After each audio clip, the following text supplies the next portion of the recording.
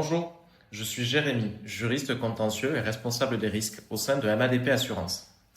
Nous avions évoqué ensemble, lors d'un précédent podcast relatif à la responsabilité civile professionnelle, la problématique de l'augmentation des mises en cause des laboratoires suite à une faute dans la communication de résultats d'analyse dits alarmants. Nous allons de nouveau discuter un peu plus en détail de ce sujet. Pourquoi estimons-nous essentiel de reparler de ce sujet ? Premièrement, ces litiges ne cessent d'augmenter. Les patients et leurs avocats recherchent de plus en plus souvent à engager la responsabilité des laboratoires. Les laboratoires sont aussi de plus en plus souvent mis en cause par les médecins prescripteurs ou les établissements de santé dont la responsabilité est recherchée.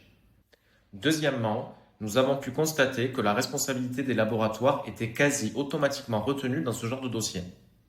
L'objectif de ce podcast est de vous rappeler les règles en matière de communication de résultats alarmants et de vous sensibiliser aux bonnes pratiques. Tout d'abord, qu'entendons-nous par résultat alarmant ?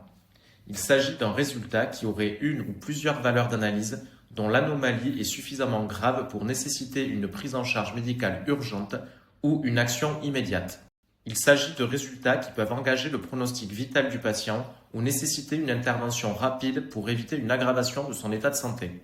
Nous pouvons dégager certains critères comme le dépassement d'un seuil critique, un résultat qui indiquerait un risque vital immédiat, ou suggérer une pathologie grave nécessitant une prise en charge très rapide. Cette liste n'est pas exhaustive, il y a d'autres critères. Donc que faire lorsque le résultat est alarmant ? Tout d'abord, il faut bien avoir à l'esprit que l'objectif est que le résultat soit le plus rapidement pris en compte et le patient le plus rapidement pris en charge. Comment communique-t-on le résultat ? Par téléphone. À qui faut-il communiquer ce résultat ? En première intention et systématiquement, le biologiste doit communiquer le résultat au médecin prescripteur. Si le médecin prescripteur n'est pas joignable, alors il doit appeler le patient. Dans le cas où ni le médecin prescripteur ni le patient est joignable, alors le biologiste doit appeler tout autre médecin susceptible d'intervenir auprès du patient, ce qui peut imposer d'avoir recours au SAMU. Nous tenons à vous souligner plusieurs points de vigilance.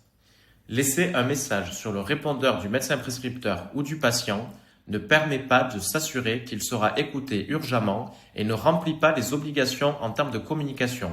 La responsabilité du laboratoire sera engagée en cas de préjudice subi par le patient.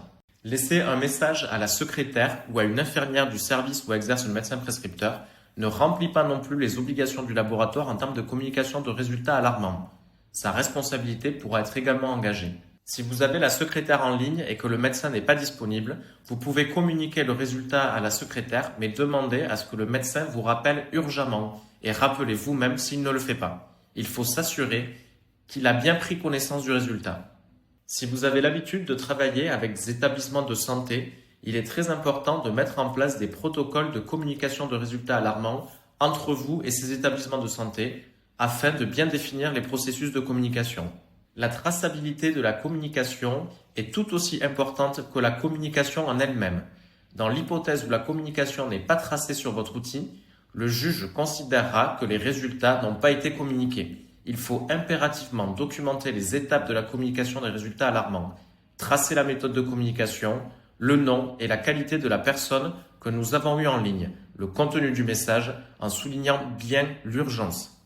Il faut avoir en tête qu'un défaut dans la communication des résultats alarmants a très souvent des conséquences désastreuses sur l'état de santé des patients. Imaginons le cas où le laboratoire fait une analyse et l'hémoculture étant positive, cela laisse présager une méningite. Nous sommes samedi, le médecin prescripteur est en congé. Un message est laissé sur son répondeur et le laboratoire envoie tout de même le résultat par mail. Il tente de joindre le patient par téléphone, tombe sur son répondeur et lui laisse un message lui indiquant d'aller rapidement aux urgences pour être pris en charge. On pourrait penser que le laboratoire a rempli ses obligations dans la mesure où il a utilisé plusieurs canaux et plusieurs interlocuteurs différents. Toutefois, le message sur le répondeur du patient n'a pas été écouté. Lorsque le médecin prescripteur contacte son patient le lundi matin au retour à son cabinet, le patient est déjà décédé. La responsabilité du laboratoire sera retenue à 100%. Il aurait dû, dans ce cas-là, contacter le SAMU. Il est très important de mettre en place au sein du laboratoire une procédure claire et détaillée relative à la communication des résultats alarmants afin de limiter les risques. Nous vous conseillons de définir de manière non ambiguë au sein de protocoles ce qui est considéré comme étant un résultat alarmant.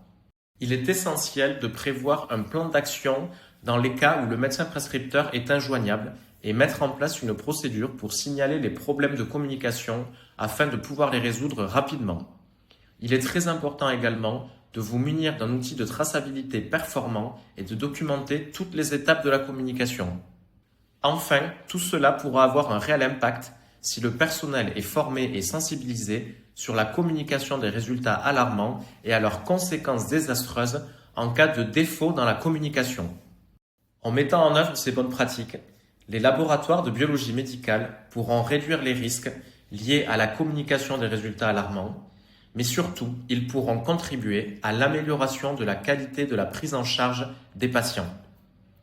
La rigueur et la prudence sont essentielles pour garantir la sécurité des patients et la confiance dans les services du laboratoire.